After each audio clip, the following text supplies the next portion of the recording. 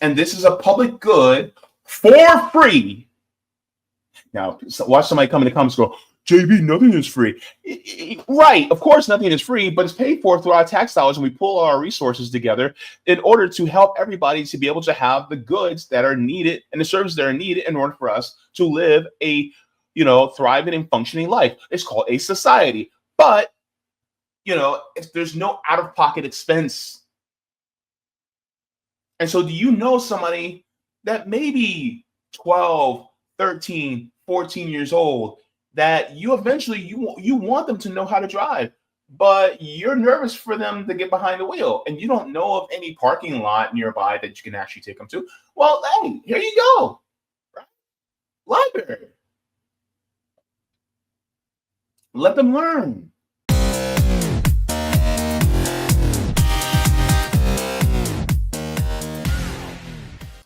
Look, when was the last time you went to the library?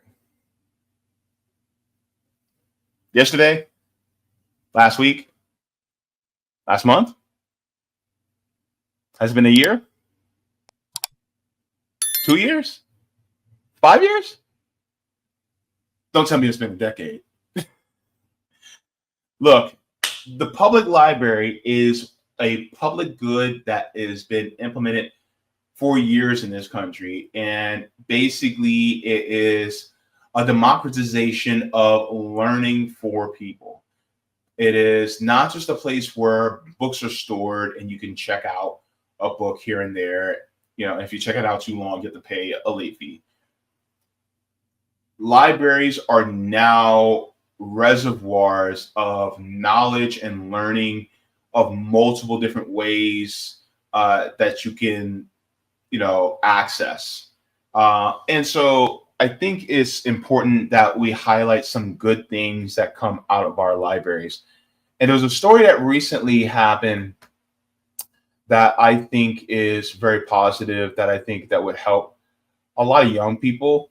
But at the same time, I want to highlight the benefits of library. And as socialists, as communists, as leftists, when we talk about workers owning the means of production, when we talk about having social welfare programs, when we talk about workers having the power over our government institutions, one of the things that I like to point to is a library system.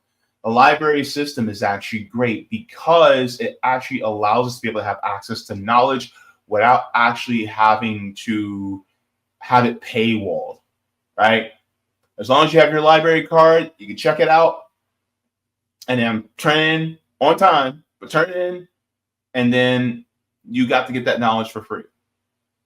Because knowledge is something that should be shared and it should be universal, right? And so I want to share this story because I want to have something wholesome. I want us to feel good. And I want us to be able to utilize the library and other public goods as much as we can. We already pay taxes. Might as well use the services, right? Let's get into it. So this is cool. But first, thousands of teenagers are driving themselves to campus this year, many of them for the very first time. However, a recent study found Florida ranks among the top 10 nationally for deadly crashes involving young drivers. Traffic expert Megan Mackey is in the studio showing us resources that help teens get more comfortable behind the wheel on the road. And Megan, one of those is right here in Orlando. Yeah, that's right. The free driving simulator at the Orange County Public Library in downtown Orlando is teaching people how to drive and arrive alive. All right, so we got you going. We got some more traffic there. The Orlando Public Library has a lot more than books as a free resource to anyone with a library card. Inside the Melrose Center, there's a driver's education simulator to learn the do's and don'ts behind the wheel. First things first, you're going to notice we have two versions of the simulator. Blake, a soon-to-be sophomore at Lake Nona High School, has his learner's permit, but isn't solo on the roads just yet. I'm a little nervous, but more excited to drive because I think it's a good skill to have. Go ahead and pick through country road or city. Sky Saludis is an instructor for the simulator and walked Blake through how it works. First of all, it's just a very safe environment because if there is someone who is unsure, someone who is not confident, this can absolutely help out with just getting used to the idea of being behind the driver's seat of a vehicle, being behind the wheel. The simulator teaches you not only how to drive, but the safety aspects of what goes into it, like putting on your seatbelt, which is one of the first steps you have to do before you can put it in drive. Top of mind heading into this school year is the Lake Nona High School senior, Anthony Sanchez, who was killed in a fiery crash on Narcoossee Road back in February. Witnesses say 2 cars were racing before they crashed into trees. I think it just showed like when you're driving, you have to be really careful. You have to know the rules. You have to obey the rules and just be careful when you're on the road. Well, You know what this reminds me of? This reminds me of when, and there are still public pools in certain areas. There's a public pool not too far away from me, but the public pools that also teach swim classes. And a lot of people will have their little kids taking swim classes. By the way, I want to say this. If you live in an area where there's not a lot of bodies of water, or if you just don't know how to swim, please, for the love of all that is holy and good, take a swim class. Please. I'm begging you, take a swim class. Learn how to swim. I am begging you. Please.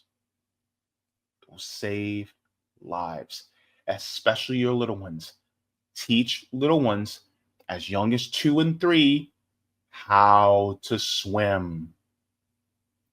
Teach them. You could probably teach them even younger than that, but teach them how to swim. Get them comfortable in water. Okay? Because that is important. Because you may not have a lot of bodies of water near you, but you could be at a vacation. You could be on a boat somewhere. Or they could be never have learned when they were little, and then they could be a teenager out with friends, and then something happens. That actually happened to a teenager a few years back because he didn't know how to swim. Okay? But this reminds me of that. A public good teaching young people, not just young people, you can be any age, but teaching people how to drive in a simulator so that, they're not necessarily comfortable being out in the physical world on the road yet, but this gives them more acclimated to learning. So then when they finally do get on the road, they're more comfortable. And so this is a good thing because it actually helps people to be able to learn something, how to keep themselves safe while on the road. And this is a public good for free. Now, watch somebody come in the comments and go, Jaybe, nothing is free. Right. Of course, nothing is free, but it's paid for through our tax dollars, and we pull our resources together in order to help everybody to be able to have the goods that are needed and the services that are needed in order for us to live a, thriving and functioning life. It's called a society. But, if there's no out-of-pocket expense. And so do you know somebody that may be 12, 13, 14 years old that you eventually you want them to know how to drive, but you're nervous for them to get behind the wheel and you don't know of any parking lot nearby that you can actually take them to? Well, hey, here you go. Right? Library. Let them learn. And you're not paying any money out of pocket. Isn't this cool? Let's continue on. Nothing can fully prepare you for the reality of getting behind the wheel. This simulator gives anyone learning how to drive a good idea of what it's like. This can help to build that confidence with just getting used to, okay, I can see how the car feels. I can kind of judge the distances on these 2D screens, and that can just help translate to real life confidence.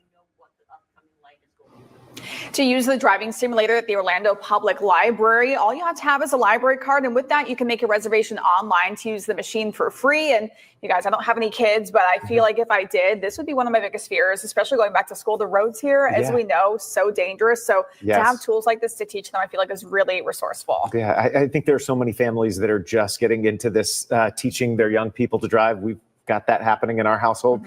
A little terrifying to be in the ride with a brand new driver, but this is brilliant. Like, I'm going to have to get him there and do this just to get some more hours in. Yeah. You know, especially when the weather's bad. You know, we've had a lot of afternoons where we're like, we can't do driving today because it's so bad. So I love this. I'm signing up. Right away. It's so important for younger drivers too to get that confidence when they first go behind the wheel before eventually getting out on the roads, especially here in Central Florida with all those vehicles, as you mentioned. Yeah, and you can even pick the weather pattern you want. So you pick your vehicle and you can choose rainy, foggy, even snow. Obviously, we don't get that here, but you know, Might really, be fun to practice on. It gives you like a nice experience. So I highly recommend. Awesome.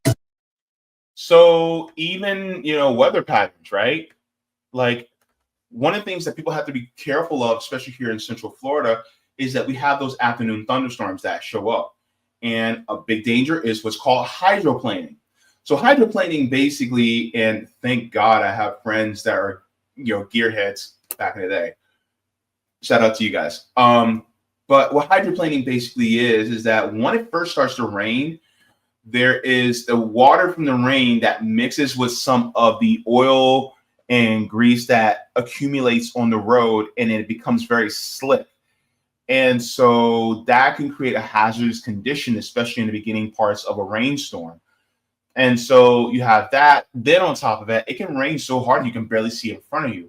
And we do have rain that happens like there multiple times throughout the year here in Central Florida. So, you know, you want your teenager or young person or even older person who's just learning how to drive to be able to know how to do this. And all you need, you don't even need a permit because you're not actually out on the road. You just need a library card. So this puts you ahead of the game already. So this is something that's great. And one of the reasons why I wanted to bring this up is because this is a public good that people like me think that we should have. For instance, public goods like, you know, nationalized healthcare system, right?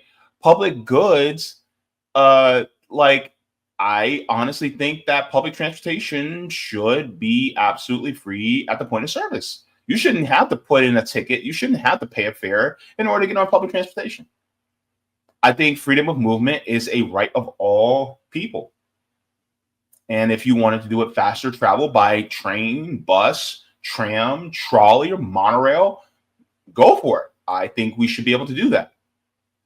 And so this is some of the things that, are you utilizing what is in front of you within your city? Are you utilizing these things that we literally pay for? We literally pay for it. Are you utilizing it in order to enrich or better your life or make your life a little bit more convenient?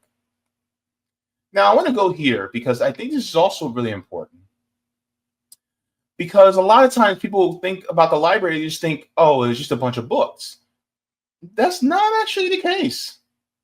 And let me know in the comments what some of the things that are at the library that you guys take advantage of, or you guys would like to take advantage of in your respective city, county, state.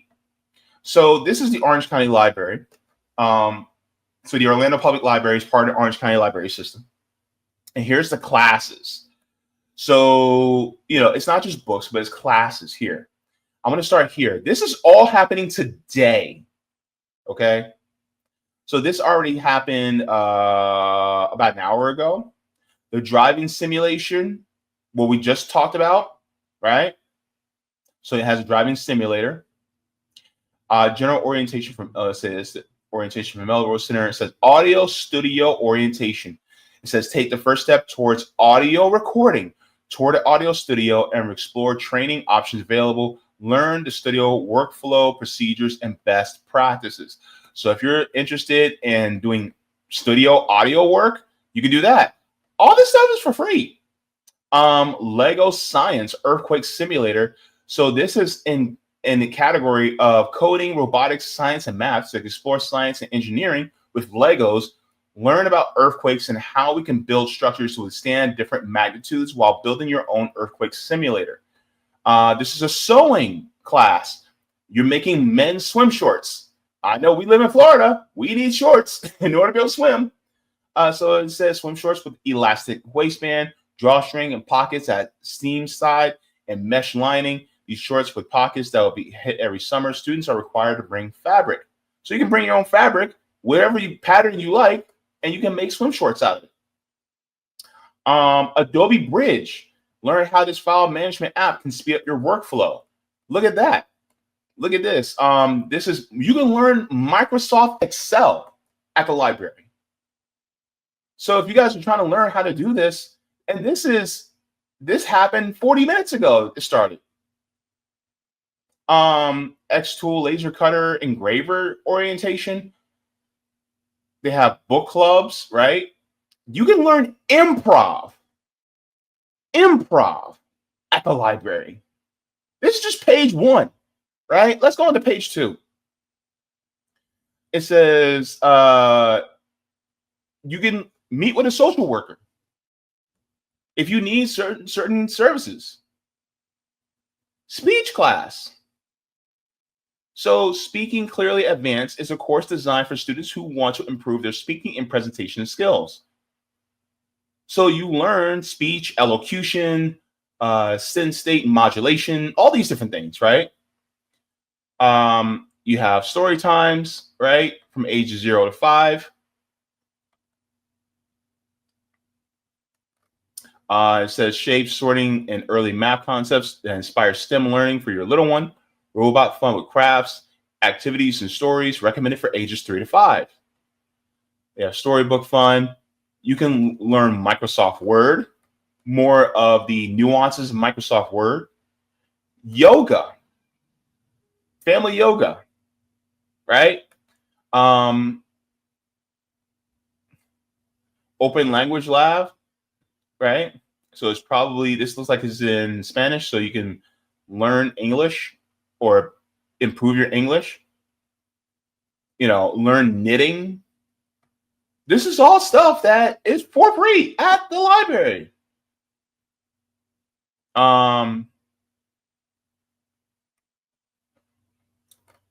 Learn internet concepts and terminology.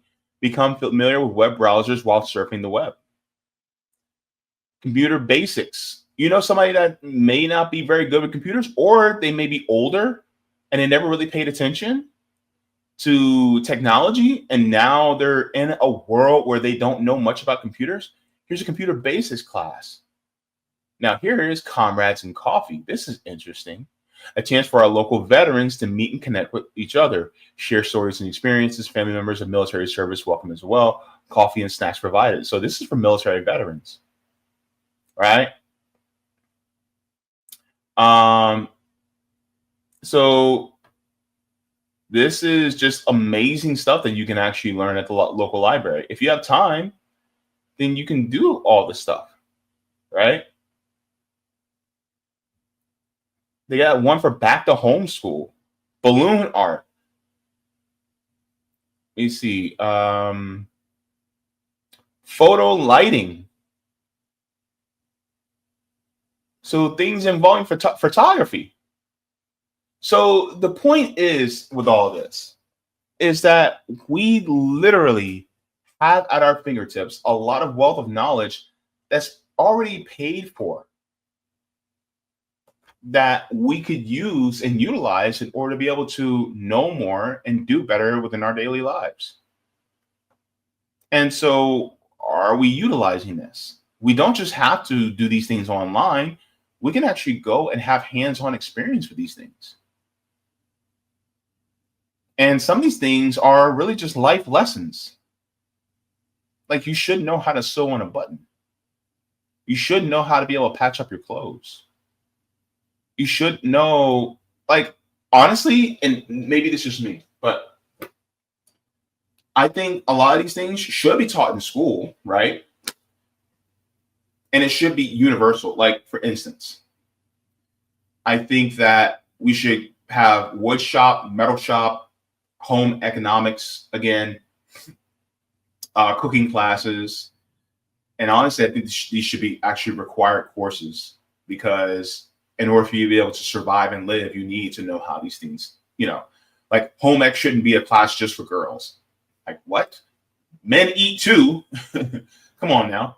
Also, auto tech, like simple auto technicians, and it shouldn't be just boys in that class. Ladies, y'all should be in that class too, right? But the thing is, like, ultimately, it should be a class that's universal for everybody. So I think this is an amazing thing. You guys, utilize what we have. Embrace your library. Embrace the public goods that are given to us, that are provided for the people. And do it.